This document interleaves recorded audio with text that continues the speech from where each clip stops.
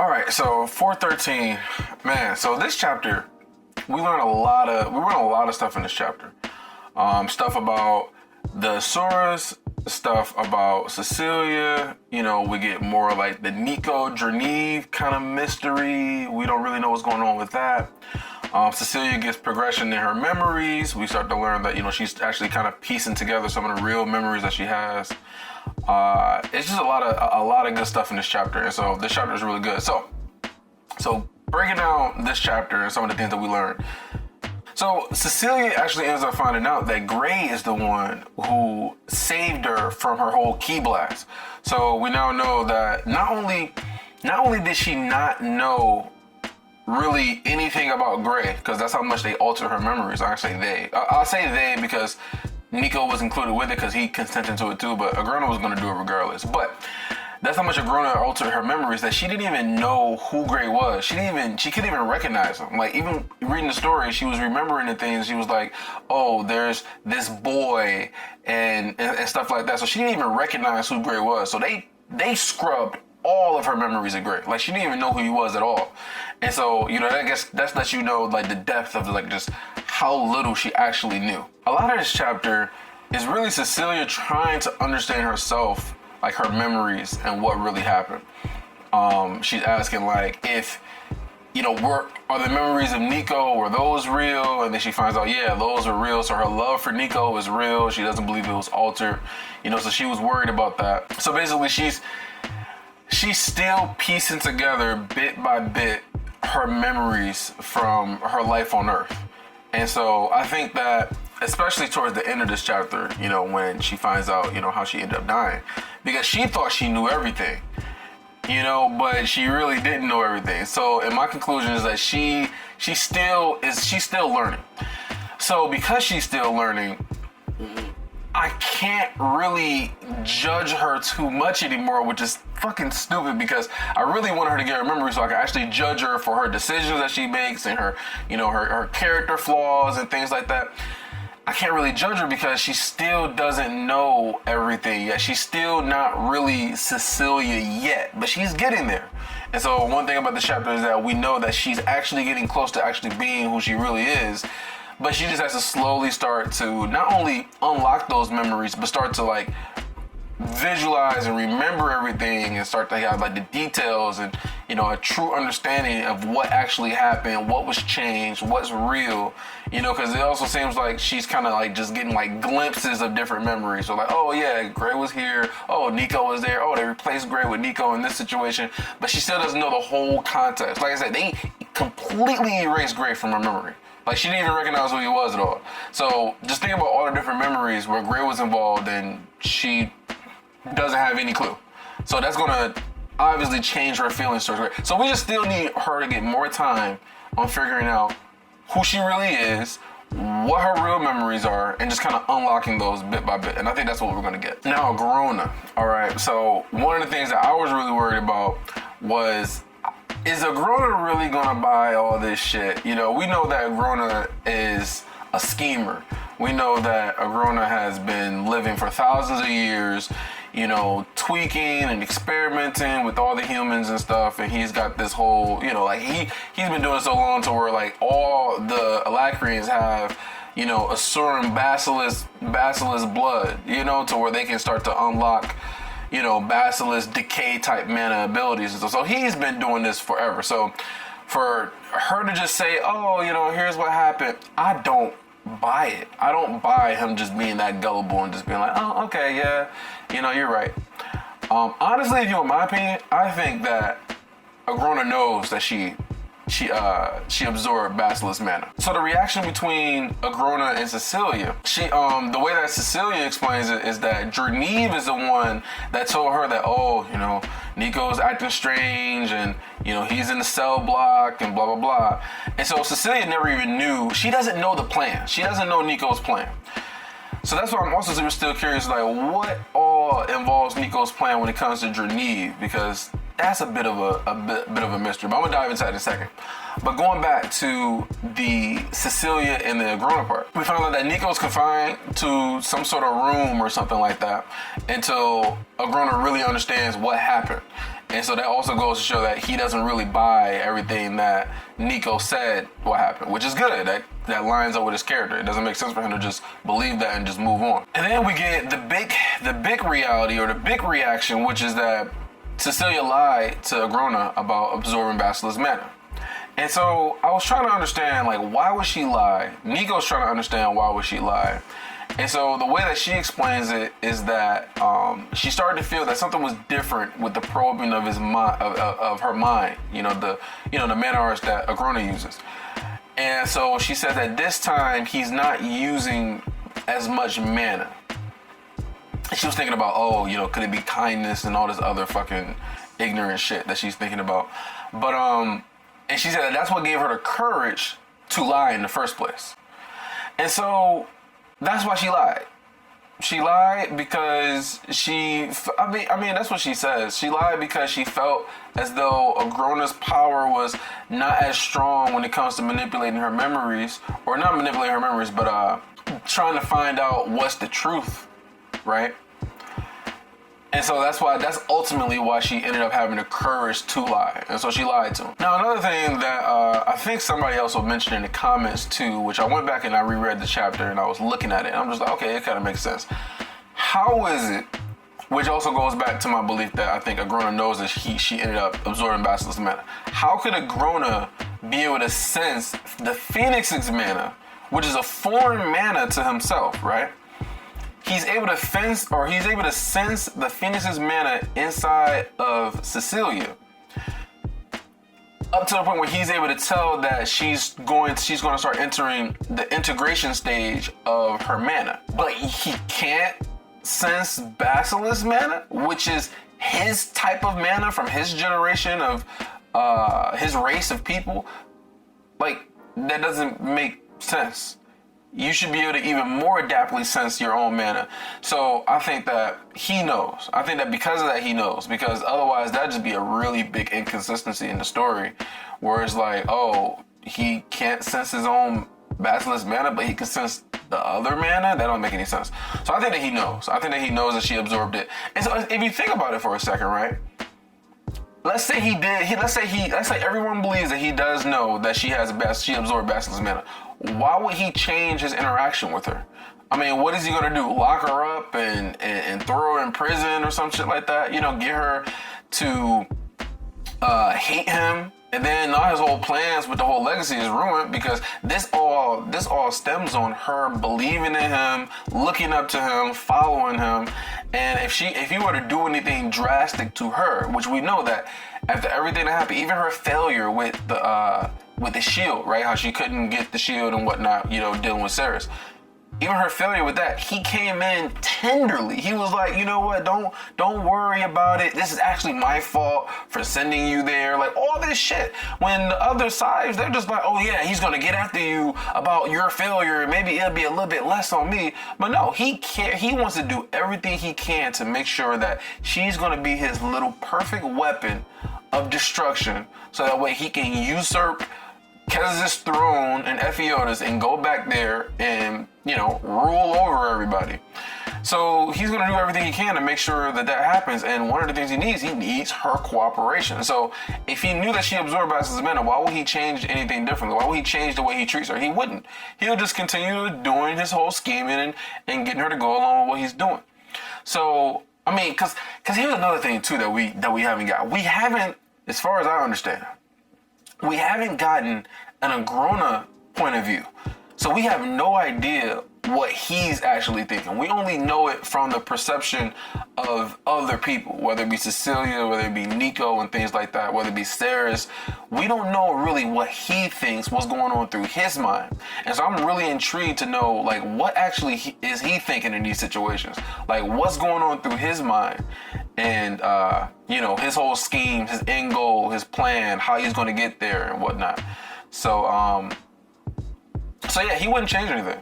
He'd just continue doing the same things and let her believe that, he cares about her, which he probably does, but it's only because of the usefulness she has, or potentially can have. Another thing we learn in this chapter is we get some little bit of information about the Asuras, right? And Agrona's whole idea of what is limiting the Asuras compared to the Lessers, right? So he says that basically the lesser race is able to evolve. They're able to adapt. They, over generations, what his wording was, with evolution becomes opportunity, and with opportunity comes power. So that's basically how you sum it up. So humans are able to evolve, Asuras aren't.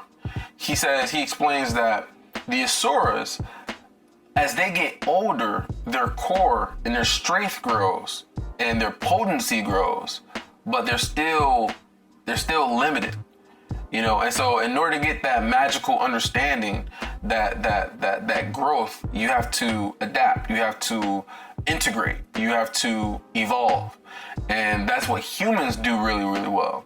And that's what Asuras are lacking. So that's a really good tidbit of information, because it also gives you an understanding of just the Asuras. And I kind of already figured this because how old they live and whatnot.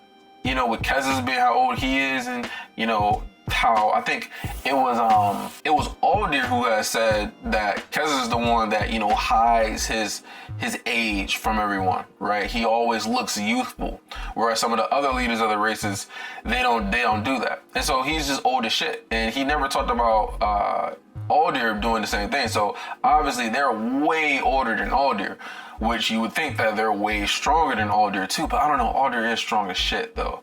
Like, he's probably stronger than the leader of the Pantheon race. But anyway, yeah, he is. He's definitely stronger, because I remember that he said that he could go higher than the other guy when he was like on the cliffs, on the tip of the cliffs or whatever. He said he can go higher, but it would be disrespectful. He don't want to be disrespectful, so he just stays at a lower height, so that way he's a little bit higher than him. And so yeah, he's definitely stronger than the leader of the Pantheon race. And so, yeah, it just gives you an idea of just how, with age comes strength when it comes to Asuras. Now, getting back to Nico and Nico's involvement with all this. So we finally get the meeting between Nico and Cecilia. And it's so strange to me. It's so strange. Like Nico loves Cecilia. Cecilia says she loves Nico. She says she loves Nico. She doesn't really know what she fucking really thinks and believes, because her mind hasn't really unlocked yet. They're lying to each other. It's the stupidest shit ever, but it's like they're both lying to each other to try to save each other. And I'm just like, man, like, why don't y'all just fucking tell the truth, yo? Like, they just literally it's the craziest shit ever. What I thought was really interesting is the whole Dreneve thing. So Cecilia said that Dreneve is the one that told her to come down, told her about what was going on to Nico, and that's why she went down to the cell block. And then Nico, we know that he talked to Dreneve about how he wants him to do something without telling Agrona about it. But then Nico's reaction when she mentions Dreneve is that his fist balls up, and she says that don't blame Dreneve for any of this or whatever. And then Nico says Dreneve is a traitor. You have no idea what he's done.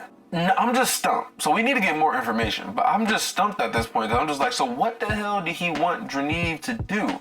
Because part of the plan was to get Cecilia down in the cell block, so that way she can face off against Kiros. That's why he took him out in the first place. And so when Nico says that he didn't expect for Kiros to do that, I believe that that's just a flat out lie. He definitely expected for him to do that, because he expected for him to fight with Cecilia, and he expected for Cecilia to get angry when he mentioned about betraying Agrona, and that she's going to get angry enough to take his mana away from him. And he was smiling inside. He was smiling when this happened. So that was a lie. So once again, he's lying to her.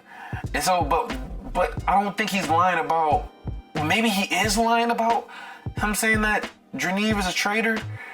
You have no idea what he's done, but then why would he say that though? Why would he make Dreneve look like he's doing something wrong when he's secretly doing something for him? You know what I'm saying? So I don't really know. I'm gonna just kind of put that on pause. I don't really know what to think. We just need more information when it comes to what the hell is going on with Dreneve. What does Nico have Dreneve doing? Now, going back to my original point, which is we can't really judge Cecilia. At least I can't. Y'all can judge them, but I can't really judge her that much, because she is still ignorant. She still has these influences from Agrona when it comes to looking up to him, following him, idolizing him, To the point that she literally says that Agrona cares about the both of them.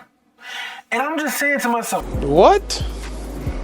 Okay, you don't have to be manipulated and have your memories altered for you to realize that Agrona doesn't give a shit about Nico, right? Now, you can say that he cares about you, Cecilia. Yeah, for sure. Go ahead. Everything he's done, he's shown that he cares about you. But Nico, he has expressed time after time after time back during the Victoriad. Back during the Victoriad, Nico got one-shotted by Gray. And then Agrona was like, leave him there. His core was destroyed, everything. Leave him there. He's useless to us now. And then she's just like, no. And she goes there and she rebuilds his core and shit.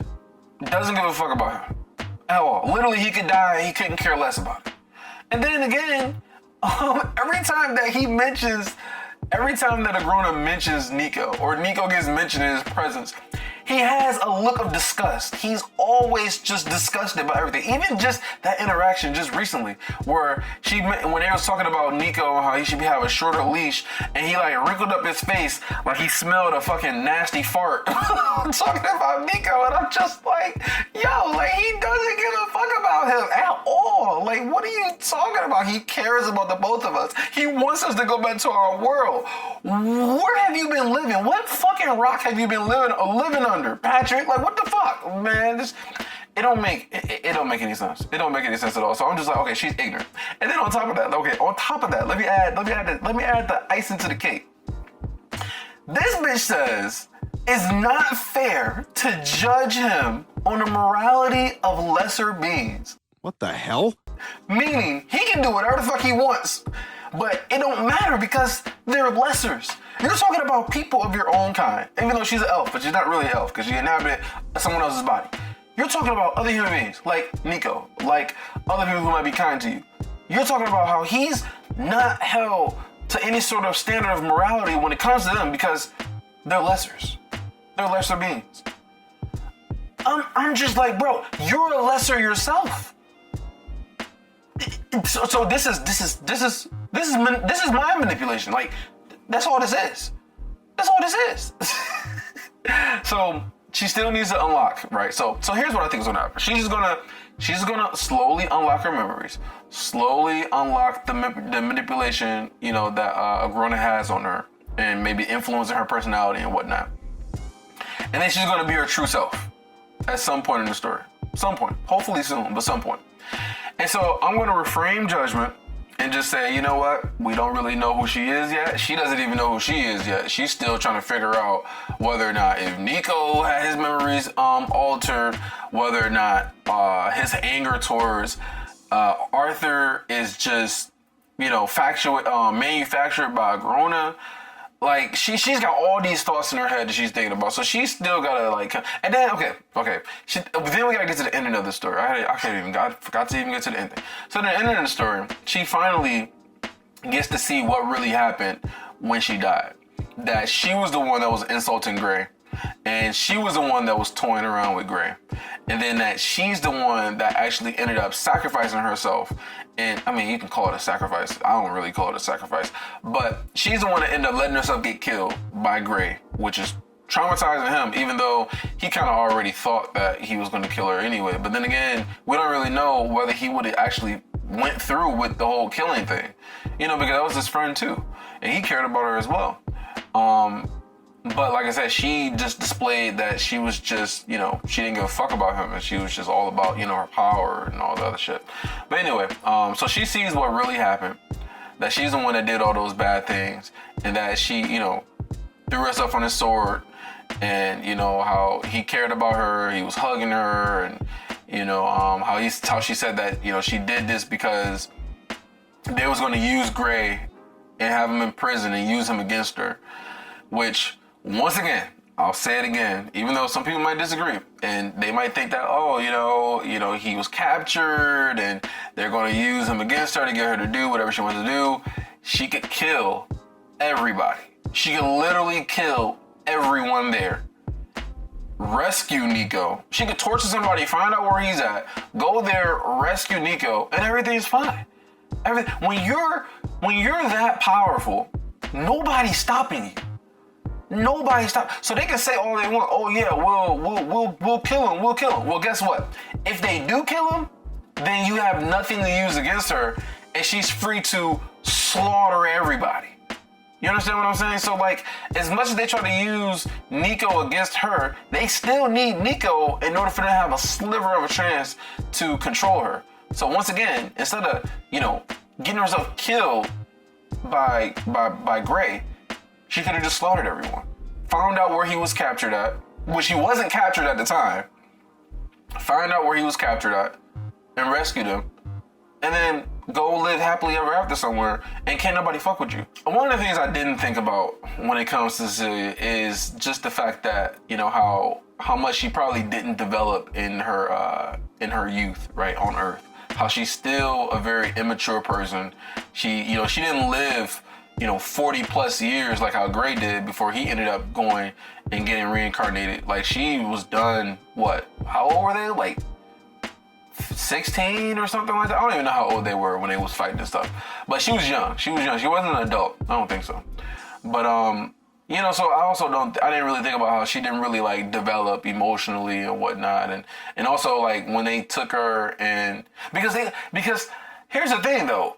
Nico wasn't captured the entire time when they started to take her and have her go through all these training protocols and shit like that. Nico wasn't captured during then. He was still out free doing whatever the fuck he had wanted.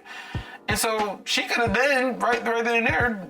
Man, it's just so many plot holes, man. It's just so many. Like, she could have easily just slaughtered them, man. There's no way. Anyways, I forget about how immature she is. So, this is also a chance for her to develop and find out who she really is and kind of come into her own. So there's also that part of it too. But overall, I think that this chapter was good. I think that we got some really good, interesting information. And I think that if we decide to stay here and she starts to learn more about, see what her reaction is to learning about how she died and kind of see like how that develops, I think that I'll be cool with that. I'm fine with that. I'm interested in that part. Like I said, as long as we can just get the progression, like she gets her real memories and we can get rid of her whole false memory shit and we can actually finally judge her on her. So where when she have all her memories, if she makes some stupid ass decision or she does some stupid ass shit, we can say, hey, yeah, you're stupid for doing what you're doing. So there's no excuses. There is nothing you can go blame. Like, no, what you did was idiotic and stupid. And so you need to be, clown for it. And that's what I wanted us to get to. So I'm excited about the next chapter. I plan on doing a live reaction to this chapter. Actual live reaction to the chapter. So look out for that. I got a web camera now. Exciting times, right? Exciting times. And so, yeah, I plan on going live and, reading the chapter then. Hopefully you guys join me. I'll probably do it somewhere around like Friday. Probably around like 3 or something like that. But yeah, man, this chapter was dope. I'm really curious to see what the next chapter holds. And that's it. Like this video, you guys, and check you guys out during the live reaction. Peace.